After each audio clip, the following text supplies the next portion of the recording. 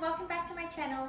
Today's video is going to be another recipe. Before we jump into this video, don't forget to subscribe to my channel if you haven't already and give this video a thumbs up if you'd like to see more videos just like this one. Okay, so as you can probably tell by the title, today I'll be baking some cupcakes. These are for my friend's birthday. This video will be out after she receives them, so no need to keep any secrets. They're going to be vanilla flavored cupcakes with a peanut butter caramel filling and then a chocolate frosting. I might mix a peanut butter and a chocolate frosting together and come up with some sort of little mixture there. Haven't quite decided yet. I'll probably play with that as I go. These cupcakes are completely vegan. The cupcake itself vegan.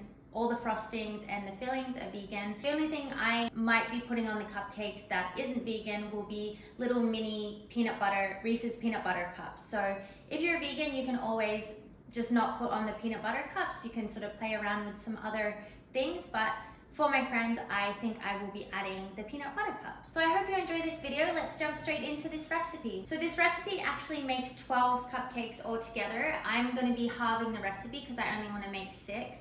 So in my description box, I will put the amount for 12 cupcakes just because it gets a little confusing trying to halve it and the amounts are a little weird. So I'll be making 6, but in the description box, the measurements will be for 12 cupcakes. So I have already turned on my oven to preheat. It is set to 350 degrees Fahrenheit. Let's get into it. So the ingredients you will need for this recipe are all-purpose flour, white granulated sugar, baking soda, vanilla extract, vegetable oil, oat milk. The recipe does say almond milk, but I prefer using oat milk for my baking because it's just a bit creamier and I feel like it makes the cupcakes a little fluffier. So I'll be using oat milk, and then salt and also white vinegar. So first we're going to be dealing with the dry ingredients. So grab your flour, your salt, your baking soda, and your sugar. I finally got a sifter so I can sift my flour. I like to use the spoon method for putting in flour. I know some people like to scoop, some people like to pour. There's many different ways, but I find the spoon method to be the most accurate.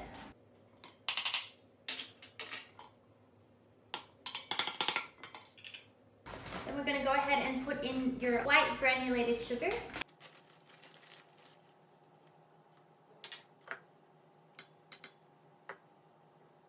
Then your baking soda, then your salt. I'm using sea salt for this. And go ahead and combine all of your dry ingredients, just with a spatula is fine. Once that is all combined, we're gonna add in our wet ingredients. So I like to make 3 little wells in my dry mixture. So first in with the vanilla extract.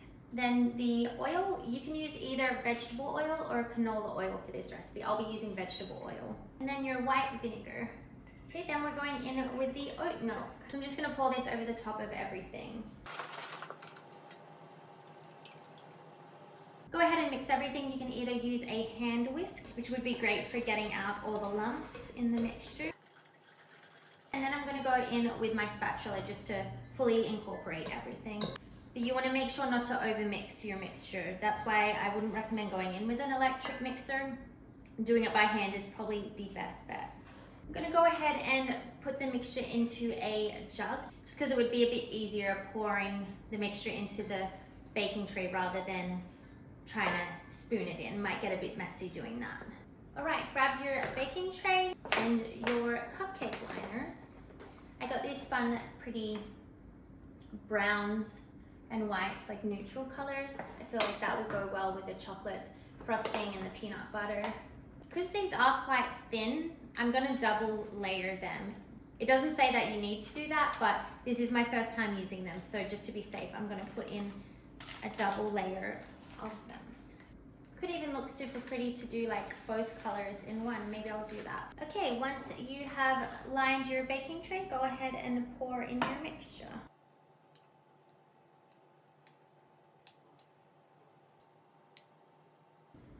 Okay, so I only ended up being able to fill 5 of them. I think this muffin tin is a little bigger than your average muffin tin, but that's fine. I'm just gonna give my friend 4 cupcakes and then the last one will be a little tester for me and my fiance. All right, they're ready to go in the oven. So it says to put the cupcakes in the oven for 20 to 25 minutes. So I've set a timer for 20 minutes. Then I can check it after those 20 minutes and see if they need a little longer or they're ready. Okay, so it has been 20 minutes. I can tell they need a little longer, so I went ahead and set a 5-minute timer, and I'll check them again after 5 minutes. Okay, it's been another 5 minutes. They're looking pretty good, so I'm gonna take them out and check them. They feel pretty good on the top, but I'm gonna go ahead and use a knife to check the inside, make sure it's all cooked. Okay, they are ready. I recommend using a skewer or something a little thinner for testing your cupcakes, but I did not have one, so I had to use a knife. But since I'm going to be cutting out the center anyways, it's fine, and covering it with frosting as well, so it doesn't matter too much, but they're good to go. So I'm going to let them sit in the tray for a few minutes, and then I will transfer them to a cooling rack. Hi guys, it is the next day. I usually like to bake my cupcakes a day in advance just to let them settle in. I'll store them in an airtight container overnight and then decorate them the next day. So I actually ended up with a lot more cupcakes than I intended to, because this is a new oven for me and I've not baked cupcakes in this oven before. So I'm still sort of playing around with the temperatures and what settings to have my oven on for my baking. So the first batch that I did, I thought they seemed a little overcooked. So I went ahead and made another batch, but then it turns out that all of the cupcakes were actually fine. They kind of softened as I let them sit. So yeah, I ended up with 12 cupcakes instead of 6, but that's fine. Never hurts to have extra cupcakes. So it's time to decorate them. This is the fun part. So as I said, I'll be making a chocolate frosting, a peanut butter frosting, and then I'll be filling them with a peanut butter caramel. And then I'll also be decorating with some Reese's peanut butter cups. And then I actually just picked up some more things. I have the Reese's, these are like peanut butter chocolate pretzels. And then I got the Hershey's milk and dark chocolate covered pretzels. So like I said, if you are wanting your cupcakes to be completely vegan, then don't put the peanut butter cups on. You can get vegan peanut butter cups. I couldn't find any, so I'll be using these, but you can always get vegan peanut butter cups or make your own chocolate covered pretzels, whatever you would like to decorate them with to make them vegan. Okay, so first for the filling, we're gonna need to make a hole in each of the cupcakes. So if you have an apple corer, you can go ahead and use that. It would probably be easier, but I don't have one. So I'm just gonna use a little spoon, and we're just gonna dig out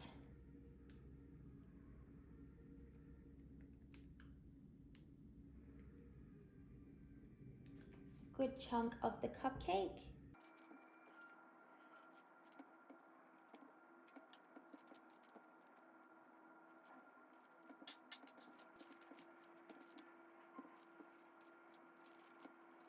Okay, so I have made a hole in all of the cupcakes. Now it's time to make the filling. So for the filling, you'll need smooth natural peanut butter, some sea salt, only if your peanut butter doesn't have any salt added, and mine doesn't, so I'll be using a little bit of salt, vanilla extract, and pure maple syrup. So grab a small saucepan and a whisk.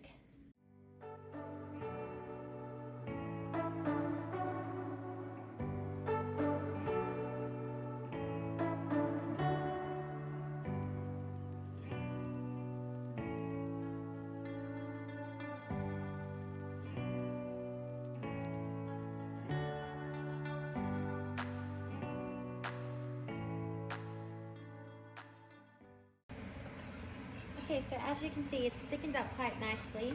So I'm going to remove it from the heat and let it sit to cool for a few minutes. And it will also thicken a little more as it's cooling. Okay, this has cooled down and it's nice and thick. So I'm going to go ahead and fill each cupcake. I'll be doing this using 2 little teaspoons.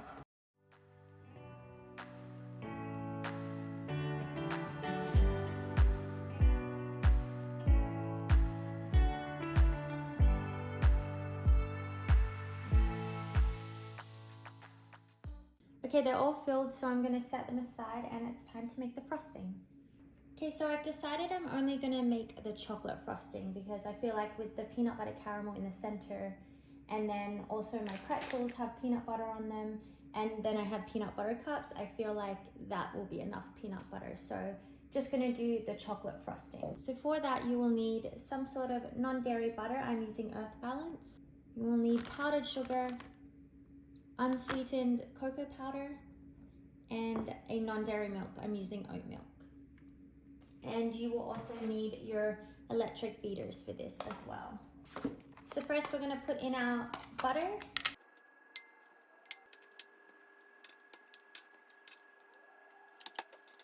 So go ahead and beat that until it's become smooth and fluffy.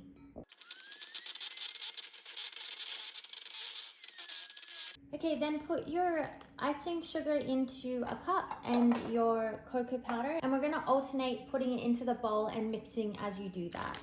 A little bit of icing sugar, then powder, mixing, then adding more icing sugar, more cocoa powder, mixing again until you've put in all of the ingredients.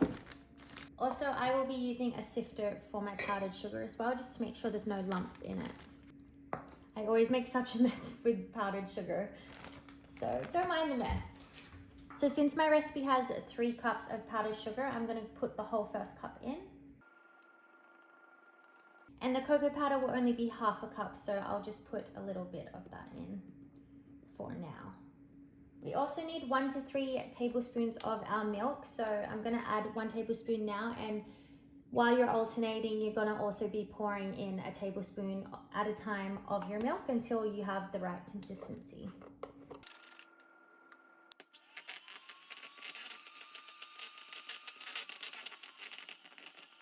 So you can see the frosting is starting to form, so I'm gonna put in the next cup of powdered sugar and a little bit more cocoa powder and another tablespoon of milk.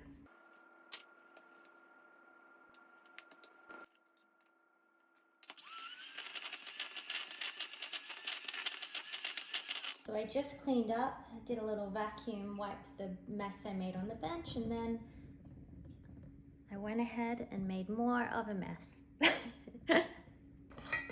Now for the last cup and the last bit of cocoa powder.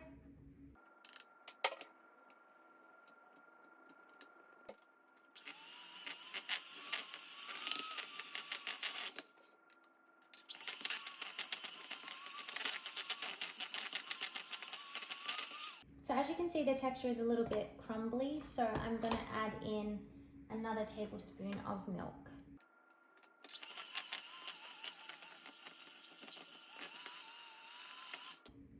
I'm gonna add a little more milk. Basically, just keep adding a tablespoon at a time of milk until you have the right consistency. Obviously, you don't want it super runny, but smooth enough to be able to frost your cupcakes.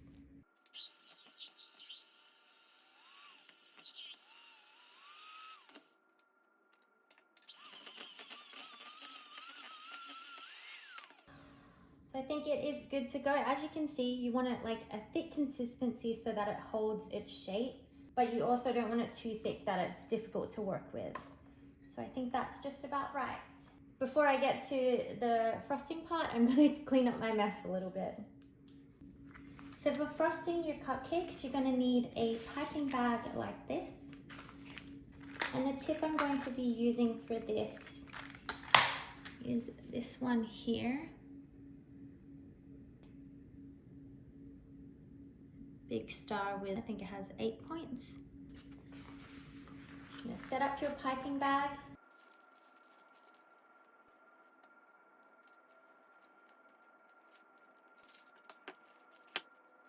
Just gonna put a little bit in first just to test the consistency. It's good to me. So you wanna make sure you're pushing all the icing down towards the tip, making sure there's no air bubbles in there. And just twist the end, make sure it's all secure so it's not going to be flying out of the wrong end.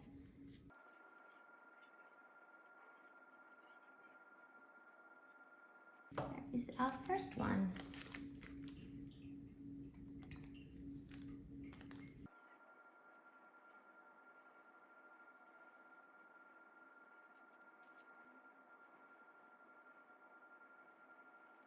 So you can just play around with some different shapes. I feel like the first couple of ones are never perfect and it just takes some time to sort of play around.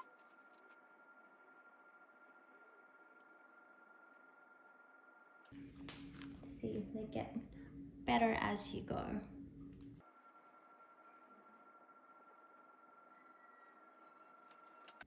Okay guys, here are the frosted cupcakes. I'm gonna go ahead and decorate them with my pretzels and my peanut butter cups. So I have little mini peanut butter cups. I'm gonna chop some of them up to put on top, and then some I might keep whole, we'll see.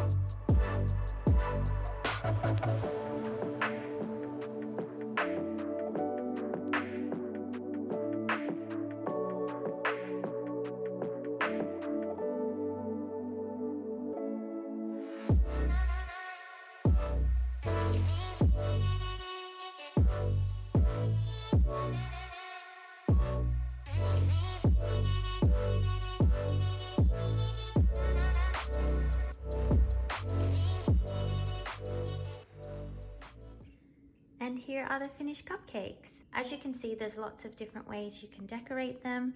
So I did some with just a peanut butter cup, some just with crushed peanut butter cups, got the pretzels, some with a pretzel and peanut butter cups. So lots of different ways.